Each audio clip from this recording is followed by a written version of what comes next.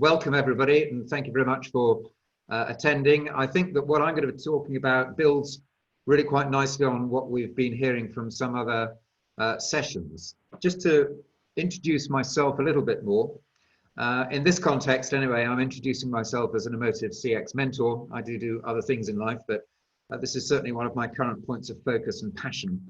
And I'm working with organizations, particularly on getting a very rapid installation of a capability. I'll talk a little bit more about the context of that in a second, piloting it and then getting it rolled out. I'm also working with customer experience management teams, looking at it from an enterprise perspective. Some of the skilling is incredibly important, and I'm doing a couple of things there. One with the customer facing teams, making sure that they've got the requisite skills to be able to participate in this kind of approach.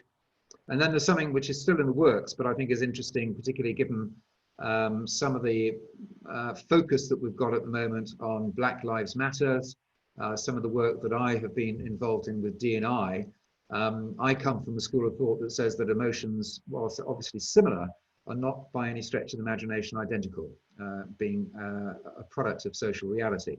And I think that increasing our ability to recognize the difference within which people express emotion is a useful thing, hence emotive diversity training. And then there's a lot of really interesting work being done under neuroscience, psychology, and all sorts of associated disciplines. And the state of the art is moving on fast. So again, I provide briefings on that. So if that gives you a little bit of an overview of the kinds of things that I'm doing at the moment.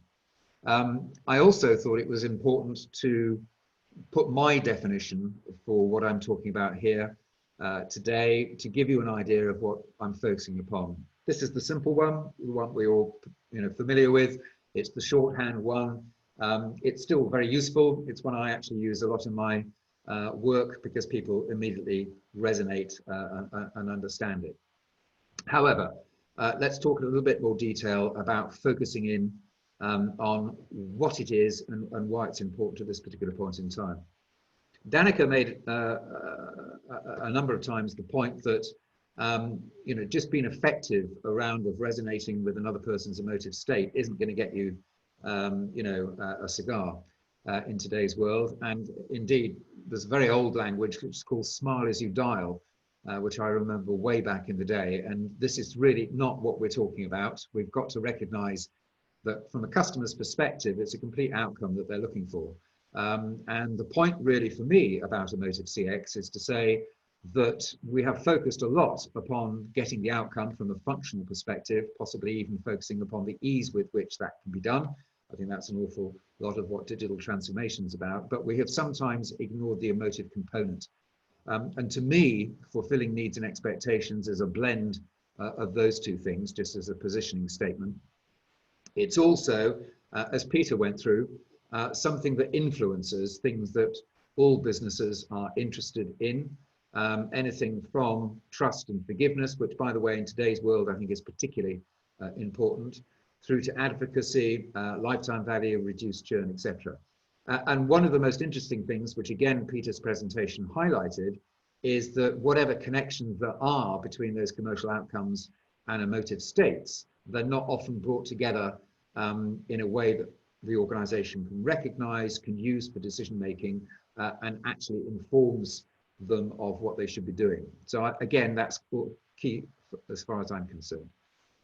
And then the other thing to say about emotion is that I'm very persuaded by the work that Lisa Feldman Barrett has done, which is to say that emotion is not something which you can think about as a entirely similar blueprint or even fingerprint, as she describes it.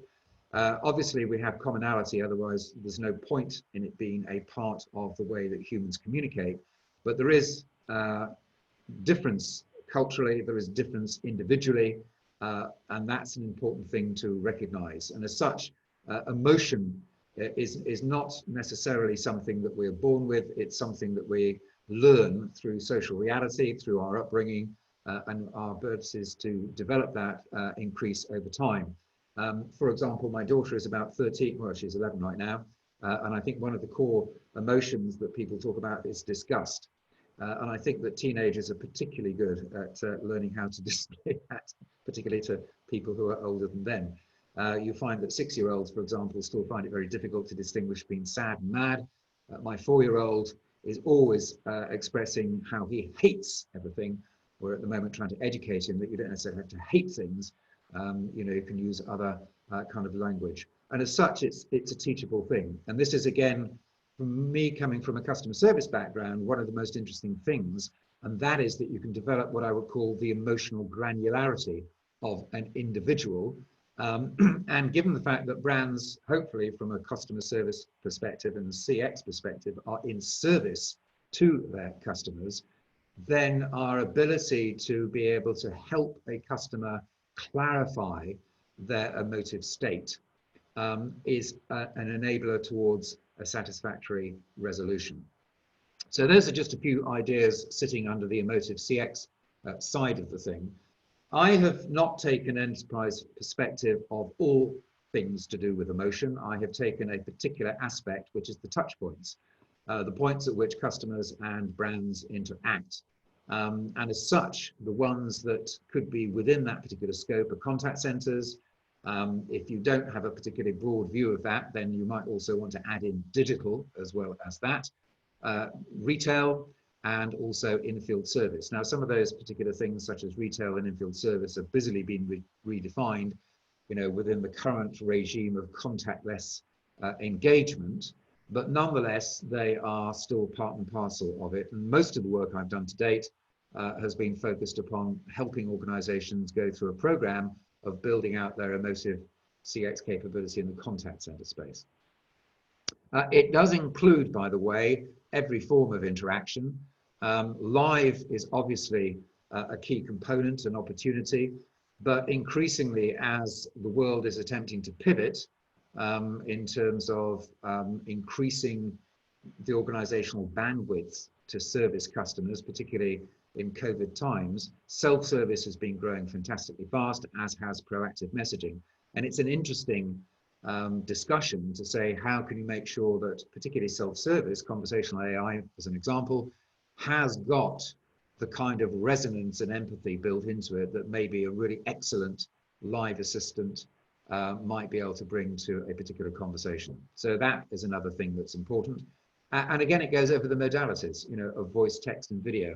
And that, when you look at it in the round, if you want, provides a very interesting and challenging set of opportunities to understand. For instance, there's a key difference between voice and text, and indeed video, just in terms of how closely they approximate a face-to-face, which is probably still the easiest way in which to understand another person's emotive state.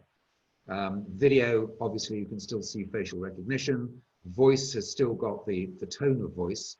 It's got speed. It's got a great deal of presence to it.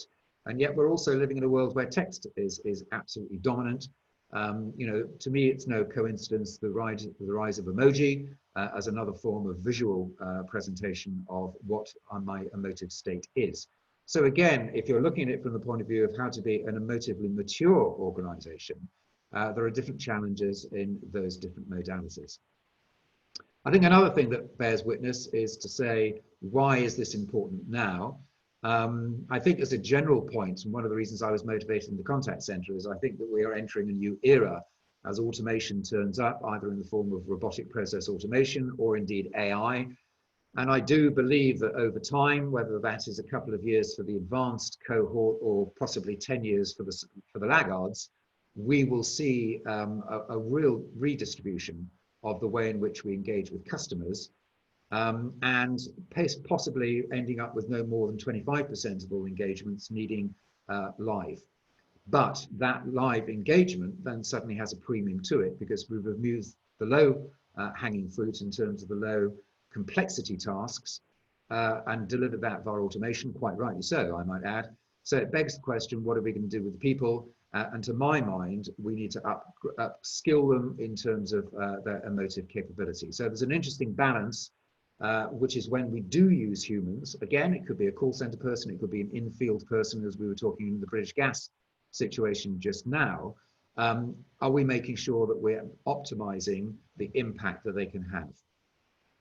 There's another very contemporary thing, and again, I had that question, which I pushed out earlier to the team, which is I think that in today's current situation, anxiety is probably, of all the emotions we could pick, the one that best summarizes the way that people are feeling, both about their health, in terms of social distancing, and also about the financial consequences that it's having on the economy. And again, just look at your TV screen, it doesn't look good going forward. So people are in an essentially negative state and an anxious state. And we know from core psychology that when we're in a negative state, we tend to see greater differences between us and them. We tend to be in a more defensive mode. So again, some of the jobs that we have as organizations at this point in time is to make sure that we can help our customers by recognizing that state that they're going to be in and being more effective than maybe we were in previous times. And then the final and most obvious point, and nobody actually wants to lose customers, but in today's world, it's especially important to do that. And again, Jo Colson recently made the point that she feels, this connection that we need to make with customers is going to be critical in terms of rebuilding growth and momentum going forward. So for all those reasons, that's why I think that focusing upon this as an applied management capability within organizations is incredibly relevant at this particular point in time. Just dipping into a sort of a non-scientific version of what Peter said in his initial session, it's pretty common to see research that says with the opportunity that we have as customers to choose and to easily pivot from one particular supplier to the other, loyalty, despite all of the focus that we have on it, is a declining asset for organizations, and that globally we tend to be less loyal for less long to organizations, and increasingly as we have a higher and higher level of expectation around of how things should go, we are prepared to walk and find somebody else at the end of the day. So that's one of the issues that we've got to face. And if you break that down and look at one particular component which relates to customer interaction, one of the things that is really significant is that there is no such thing as neutral as far as an interaction is concerned. Now, I'm not suggesting that each interaction is incredibly memorable or necessarily pivotal to the relationship that you end up having with an organization, but it is accumulative.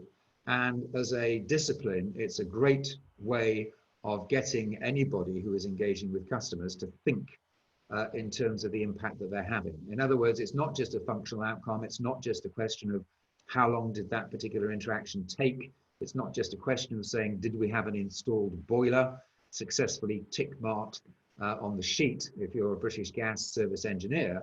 It's also saying that as far as the experience of the customer is concerned, we feel a little bit more or a little bit less engaged with that organization as a result of that. And clearly over time, that does have a cumulative effect. And one of the interesting points here is how many times do you have to do it poorly before that customer decides to leave? And again, I haven't included it here, but there is quite a lot of research that shows our bandwidth and our tolerance for poor experience continues to erode.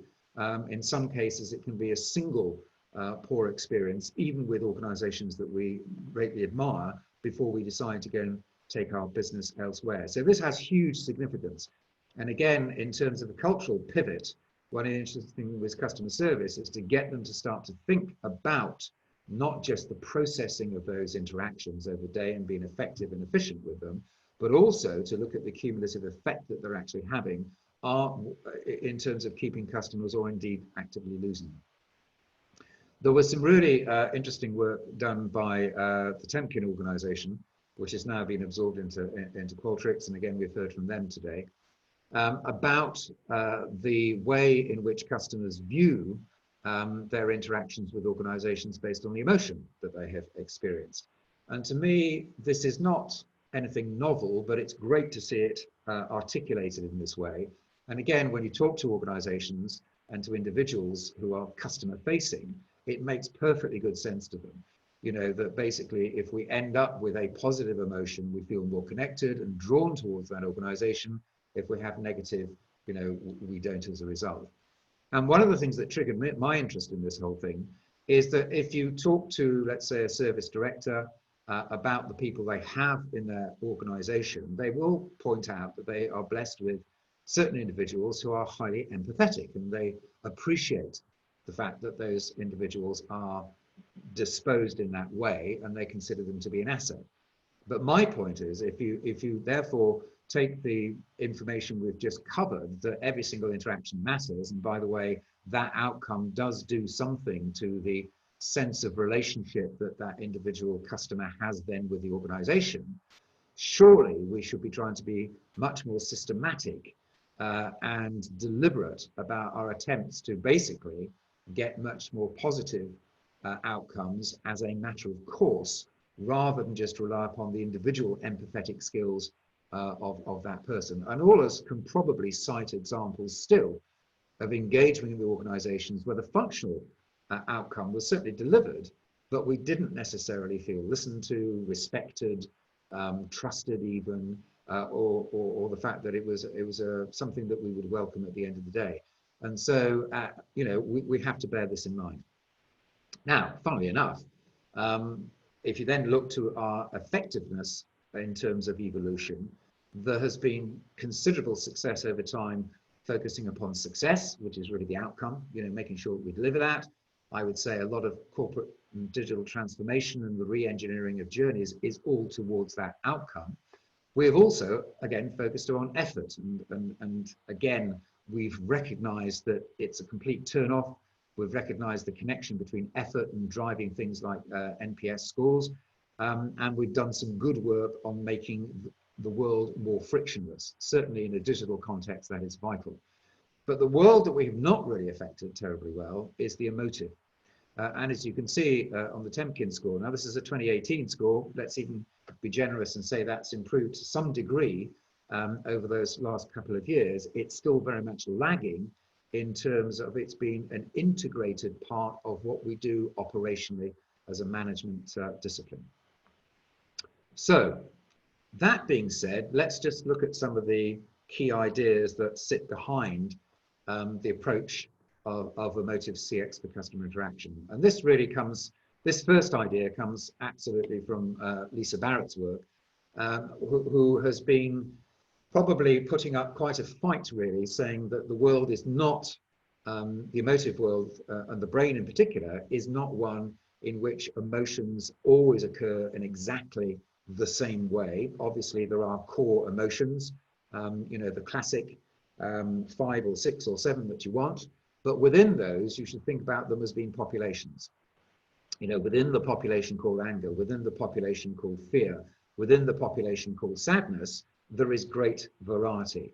And the pictures that you see on that particular screen are athletes from the last Olympic Games. And again, it just shows within the population how much diversity there actually is. And it's an interesting point to get people to think about, are you necessarily going to be hearing somebody express anger in exactly the same way? Or are you indeed just being slightly lazy and have a bias towards only recognizing certain ways in which people are going to express themselves? And I think that if organizations are going to become truly excellent at this, this is one of the initial key considerations to initially understand and appreciate. And again, there's a great deal of fun that you can have with this, looking at particularly the articulation that different cultures have around of emotion and the importance of easily communicating and transmitting an emotion through the use of language, and to spot that some particular cultures have recognized it better than others. And this is one that I'm particularly fond of because even though I'm personally not Japanese, I can absolutely recognize the dilemma, the social dilemma that sits within that particular expression. And the fact that they have managed to reduce that to a phrase which captures that particular social dilemma so well is wonderful. And again, it speaks to the fact that we invent our ability to recognize emotion. And once we become a product of a certain culture, then that is indeed the way that we then subsequently see it. And the relevance for me is that it means that we can articulate our emotive state, both for ourselves as individuals, but also for the individual called the customer in a more effective way. This within the population called anger is simply a graduation, if you want, of the different states with definitions as well. Happens to come from a thing called the Atlas of Emotion, partly funded and co-managed by the Dalai Lama, as it happens. And if you're a Buddhist, then you have a particular view about the relative usefulness or not usefulness of emotion, but that's a slight aside as far as this is concerned. But the thing that I find interesting in it is to say this: if I'm engaging a customer and I'm not really able to distinguish between, let's say, those 3 points of annoyance, frustration, and fury, I'm not going to be appropriate in my response. And indeed, there is a terrific difference between, volcanic fury, particularly expressed over social media, which, by the way, is pretty much unstoppable, and you're going to have some kind of social meltdown as a result of that, versus somebody who's encountered something in which they're just mildly annoyed, but nonetheless, that point of experience still needs to be recognized. So for me, it's the ability to be granular and to develop people's abilities to recognize different states as far as the customer is concerned, and then move towards appropriate resolution. So how does it actually work in practice? Well, again, this is the last real part of the background capability we're talking about. It's embodied in a management approach that I'll share with you in a second, but it's certainly something that you have to be training the front line up to be able to do and to be able to recognize. So we're saying that certainly as far as service is concerned, I would imagine as a general start point that most people who engage with customer service are more likely to begin that conversation in either a conscious or an unconscious negative state. If you want to put the other way around, I don't think many people phone up contact centers in order to validate how marvelous their life is at a given point in time. It's to fix something that hasn't worked. So recognizing the negative state, getting to a halfway state, and then taking them to an appropriately positive one is all a question of literally changing the chemistry of what's happening in that person's brain, and also their ability to connect and to relate. Bearing in mind, interestingly, that many negative states lock you down into a very binary state of fight, flight, or freeze, and people's ability to hear, people's ability to negotiate are severely restricted in those states. So taking somebody from a limited negative state to a positive one isn't just a question of getting them happier, it is also a question of expanding their capability to respond.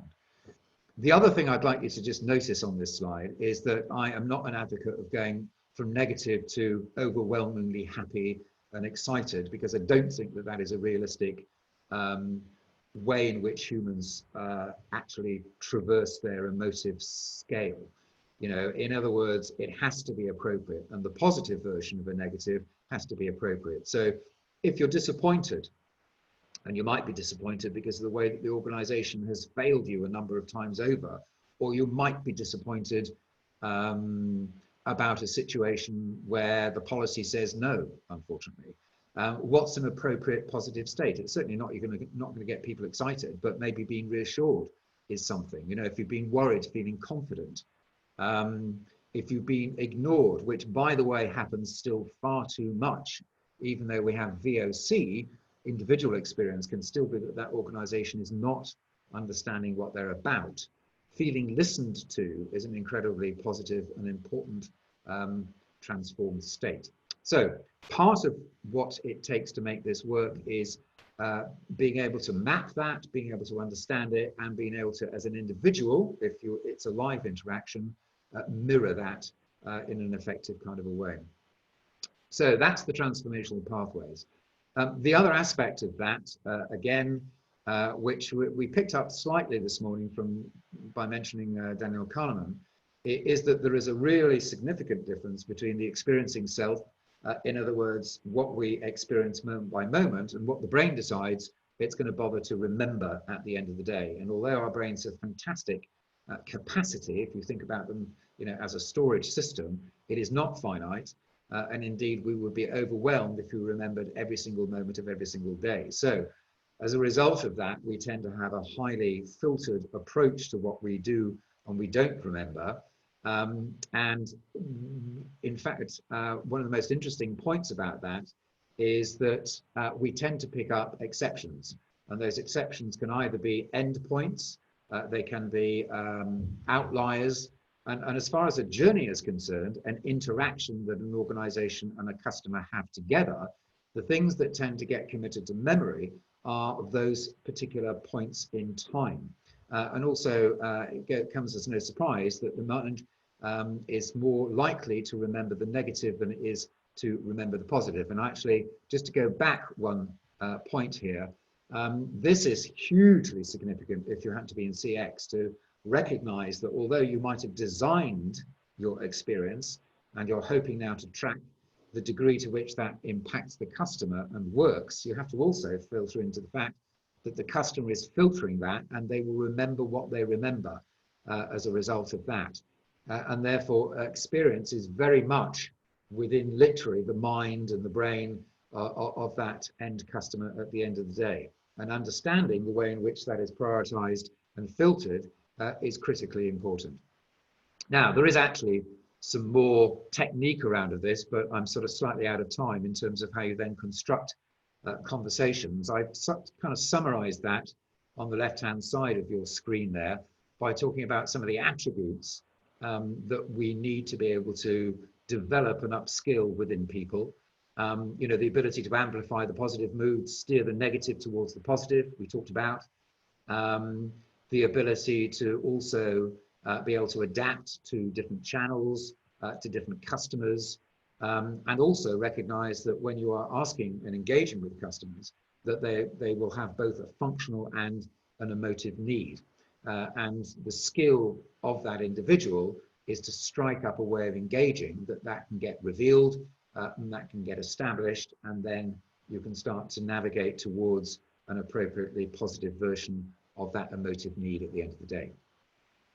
I think I also, so therefore, Emotive CX is the ability to optimize the way the customer feels during and at the end of an interaction. And that, to me, is the beginning of recognizing this isn't something that should just belong to people who happen to be more empathetic. It ought to be a leadership-led capability.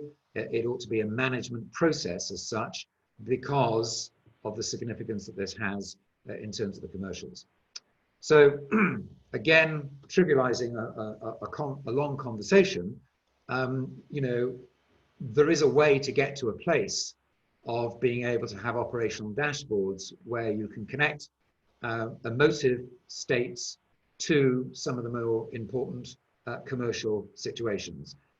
Again, that can move from being pretty top level in the way that it looks right now to being increasingly granular around of situation, context, cohort, generation, ethnicity. But let's not get ahead of ourselves. Very few people are even doing the basics right now. And it makes a huge operational difference even to be able to have something live like this to inform decision making, etc. So just to repeat that, there is some kind of relationship between when customers are left in anything from positive to negative states, the way that they then will react to the organization, either formally through a survey or just informally in terms of their, you know, what they have concluded and memorized. And then that results in certain purchasing and advocacy behaviors. And at the essence of what I'm talking about, it's the ability to bring that together and to manage that in a way that delivers value to customer and value to brand at the end of the day. So, as I have said a number of times, this lends itself to a management discipline. And this is a summary of the process that I take people through initially on the pilot, and then in terms of the rollout. And actually, it used to be a 16-week program, which we did. No, it's actually longer than that, it was 6 months. However, COVID, I think, has accelerated everything. And so I've now divided that into a rapid sprint into being a 5-week program. And we go through each of those particular stages in the management process in a pretty low tech, you know, just enough essential parts MVP type way, and get it up and running, and then return to this model, and then look in terms of scaling and embedding it once the value has been proven at the end of the day. So choose the right journeys in the first instance, obviously ones which are complex and emotive. Identify what those memory-making moments are within those journeys. Make sure that you're not just making it up yourself, and that that is corroborated with what customers would agree are the important points. Then, given that, you will find that given journeys have probably got a couple of prioritized emotions which are most typical in them, and therefore you can start to focus upon the transformational pathways that you want to take them through, which then gives you the ability to start to upskill teams. And then obviously you're in a live production environment of testing that, and you want to then track and see indeed, are you nudging the dial at all? And from that feedback then comes the ability to do two things: to improve journeys, which takes you probably into a much broader enterprise context, and then to improve anything to do with the people side of performance. And then eventually, and this is not what we do in the pilot because it's too complex, but secondarily in the rollout, then start to look at what the connection is between that and some of the commercial outcomes. So just to give you a way to summarize in your own mind what you're looking at there, probably the first 6 steps are all about understanding the dynamics of an individual journey. 7 to 9 is all about doing something in terms of learning from that and improving it. And then step 10 really gives you the proof of the pudding at the end of the day. Now, many organizations have got parts of that. There's nothing original, and I'm not claiming that's original. What I am saying is bringing it together as a focused cross-functional capability, which is dynamically managed. And certainly within the context of customer service, that is not going to be something which is a done and dusted capability at the end of the day. As far as what the pilot is concerned, it's pretty modest. It's very focused. To test over a couple of months, really, whether or not there is any connection between the way that the customer would give feedback and whatever your particular poison is, NPS, CSAT, any net, easy score, and how their emotive needs and expectations have been met during either a service or indeed, as Danica was talking about earlier on, the sales interaction. And that's the first thing you're trying to test. Is there any meaningful connection between those two particular states? Therefore, is it worth continuing? And if your answer has been positive towards that, then as you look to roll and scale that, you're then starting to do something more sophisticated about saying, well, that must therefore translate into certain behavioral and commercial benefits. These can include the following. And then, of course, the chase is to discover how is that influenced, as I said, by situation, by context, by event, and again, possibly by cohort, however you're going to define cohort in terms of generation, ethnicity, or whatever you want to do. Incredible sophistication you can drive through at the end of the day there. And for me, if you are from a service background, if you can get this up and running, that's an incredible contribution in terms of the value you can then bring to an organization. And if you've ever worked in a contact center environment, you will know that still it tends to be a dustpan and brush and a very low value, low cost environment. I know historically that's how it has begun. And this is very much a journey towards a different kind of profile in terms of what value it can offer back to the organization. So summary really, emotion to my mind is at the heart of CX. And incidentally, again, Nunwood, Forrester have over the last couple of years suggested that our ability to advance CX has somewhat flatlined. One of my answers to that is not entirely it, but I think one of my answers to that is I think we have started to ignore the emotive component far too much, and therefore hence this focus. It's important to recognize that every single interaction over touch point, whether live, whether self-service or whatever, does matter at an emotive level. It might not be the straw that breaks the camel's back, but it does add up cumulatively over time. Are you able to see that and manage that as an organization? And then finally, the science teaches us that memories can be influenced and they can be optimized towards a more positive outcome. And that's an incredibly important capability that we're investing in. And the result is we will enjoy a customer, hopefully an active customer, as Peter was saying over a longer period of time. So there we go. That kind of summarizes and brings me to the end of what I just wanted to take you through rapidly in terms of showing you, hopefully, a very practical operational framework. I've been doing it for the last 18 months now with organizations. They've been taking that framework and embedding it into their own organization. Sometimes that has involved them reorganizing roles, accountabilities, points of focus. It also has implications in terms of pivoting culture and also upskilling people. I've also done it in a purely CX journey management kind of context. And again, that's a different kind of point of focus. And again, getting people to look at journeys less as dots on a map and much more in terms of narratives and stories that individuals can connect to and can relate to. And also identifying points along those journeys that don't work and just making sure that they are somehow escalated to an intervention in which the negative can get pushed through into the positive. So I think given the fact that we're probably, well, we're just bang on time now, I'm going to stop.